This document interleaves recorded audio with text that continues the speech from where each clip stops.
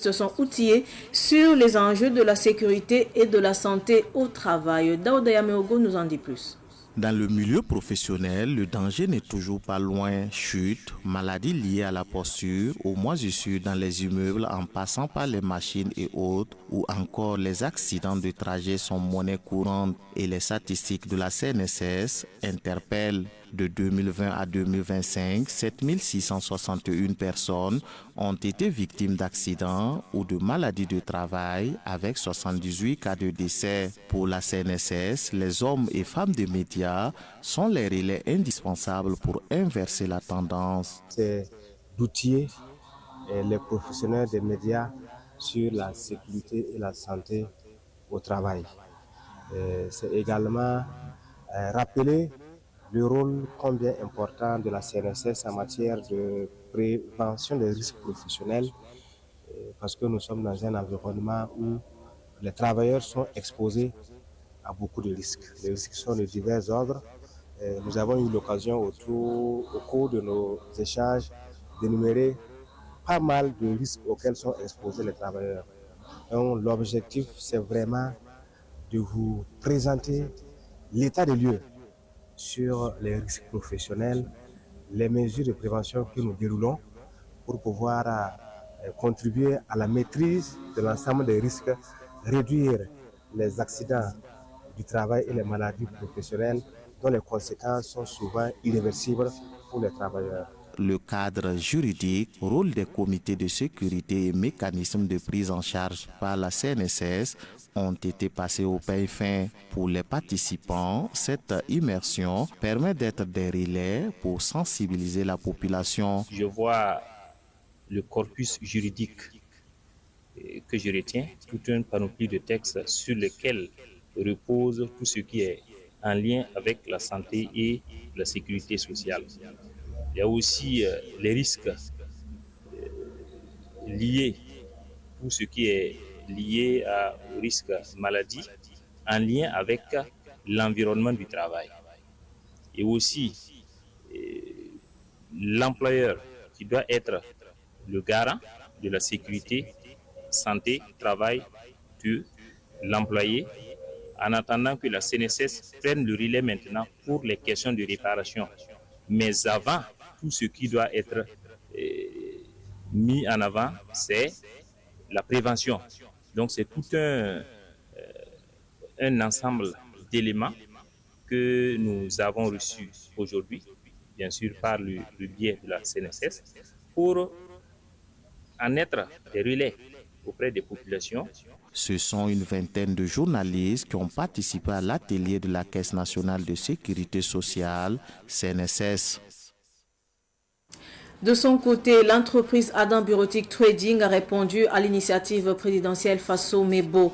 Elle a participé le samedi 30 mai dernier à la pose de pavé avec son équipe à l'arrondissement 1 de Ouagadougou sur l'avenue de la Révolution. Plus de détails avec Madina Touedrao.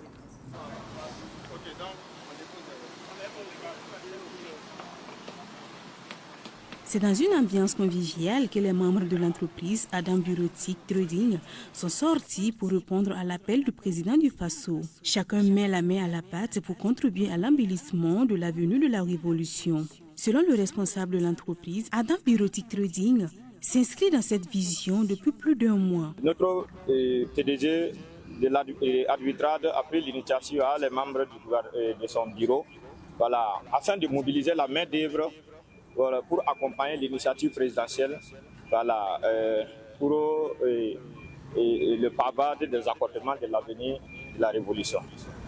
L'entreprise Arbitrade est une entreprise commerciale qui évolue dans le domaine des fournitures de bureaux et des fournitures de bureaux de matériel et consommables informatiques. C'est sous le regard et la participation du président de la délégation spéciale que s'est déroulé les travaux de pose des pavés.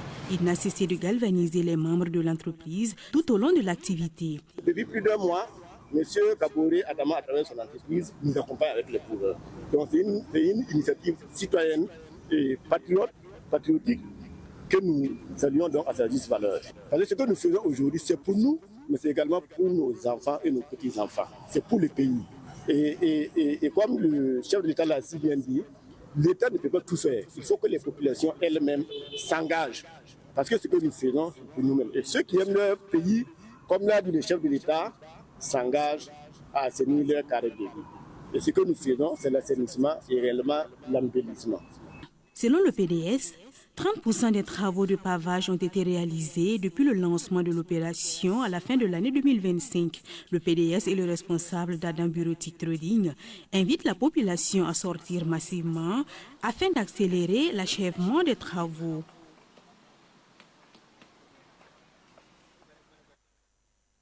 Améliorer la prise en charge sanitaire des populations tout en répondant à l'appel à la solidarité nationale. C'est l'objectif poursuivi par la société KS International qui a fait un don d'une ambulance à la commune de Ramongo.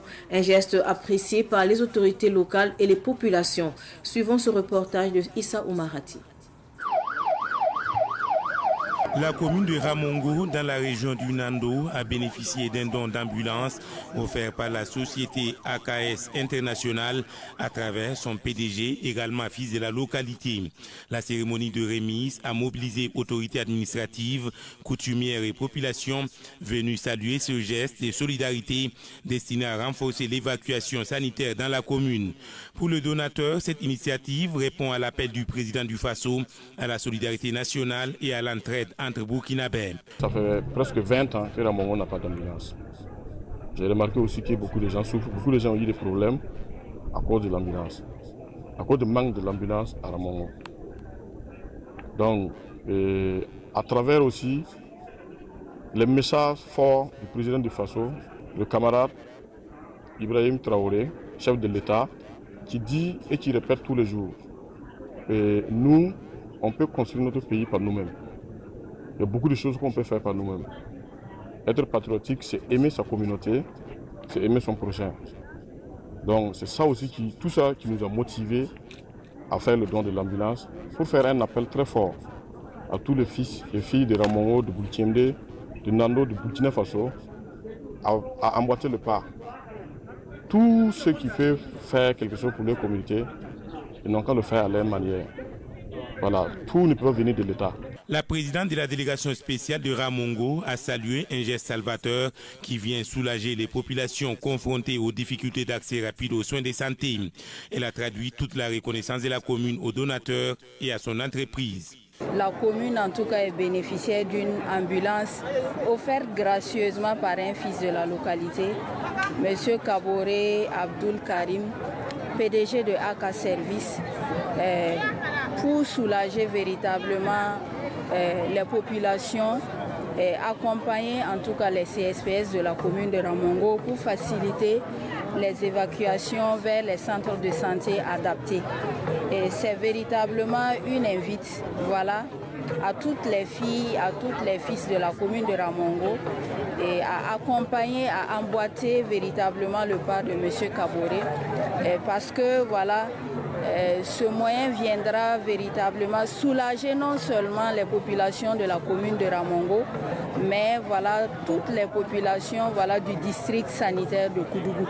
Donc c'est un acte véritablement salutaire et nous rendons grâce véritablement à Dieu et à tous les acteurs qui ont pris des engagements pour accompagner au fonctionnement de cette ambulance. La commune également s'engage à prendre toutes les dispositions utiles pour que véritablement le fonctionnement soit en tout cas assuré avec l'ensemble des acteurs de la santé. D'un coût important, cette ambulance permettra désormais d'assurer plus efficacement les évacuations sanitaires au profit des habitants de la commune.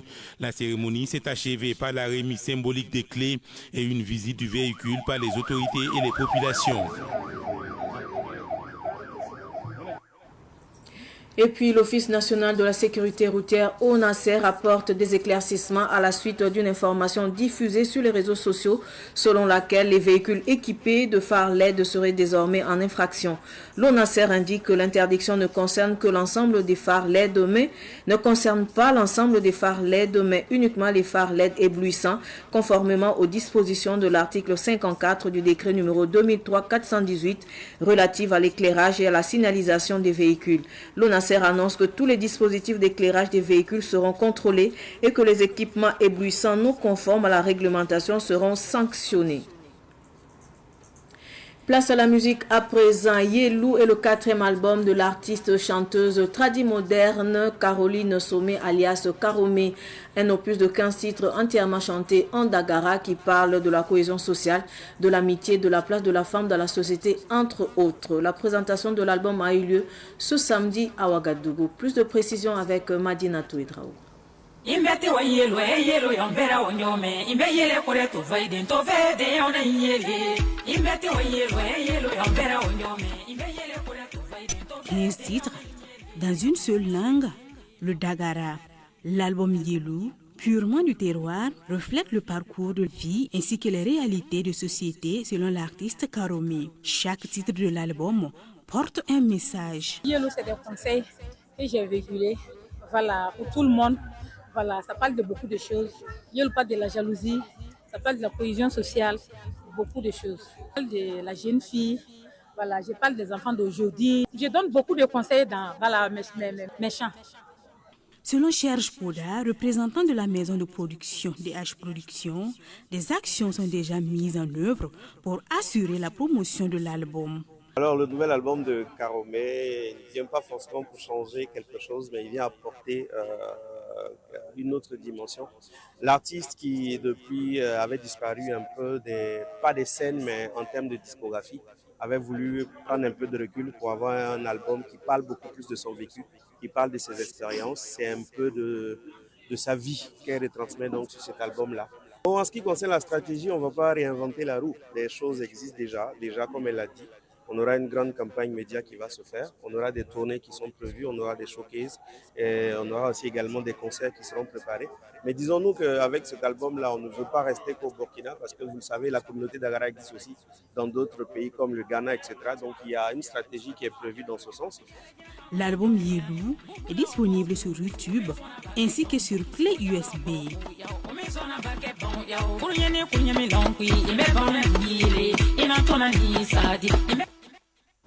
Actualité sportive avec la Coupe du Faso Hommes. Le club de Bobo Dioulasso ont dominé le football burkinabé cette saison. Après le sacre de Raimo FC en Faso Foot League, Vitesse FC s'est adjugé la 39e édition de la Coupe du Faso Hommes. En finale disputée hier dimanche au stade du 4 août à Ouagadougou, Vitesse FC est venu à bout de Sporting Club des Cascades à l'issue de la séance de tir au but. À l'issue de la rencontre, l'entraîneur de Vitesse FC, Mamadou Zongo, a salué les efforts de la famille du club et le travail accompli tout au long de la saison. De son côté, le coach du Sporting Club des Cascades, Drissa Nambé, a confié ressentir une profonde douleur après avoir disputé 2 finales consécutives de la Coupe du Faso sans parvenir à décrocher le trophée. Ils sont au micro de Ruben Wilson Koudjo. Vous avez remarqué l'entame du match a été difficile pour nous. Alors, ils ont essayé d'emballer le match. On savait que les 20 premières minutes allaient être très difficiles pour nous.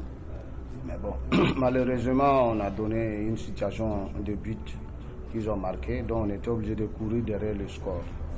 Mais quand on analyse bien les 20 premières minutes, ça a été quand même difficile pour nous. Je vais dire que c'est un peu quand même de ma faute, puisqu'on s'attendait à ce que le Sporting fasse un bloc médian ou bas. Ils nous ont pressé haut, donc on n'était pas préparé à ça. Mais malgré ça, on a fait vraiment une première mi-temps médiocre. En deuxième mi-temps, tactiquement, on a su corriger. Et on félicite toute la famille Vitesse. L'objectif, c'était de bien finir la saison. Et c'est ce qui est fait ce soir. C'était une bonne partie, seulement que c'est nous, on a perdu. Et en football, tout n'est jamais parfait. Je crois qu'on a essayé de travailler sur des aspects qu'on a su respecter en première mi-temps, mais en deuxième mi-temps, ça a été un peu le contraire. Je crois qu'une finale de football, on dit toujours, ça ne se joue pas, ça se gagne.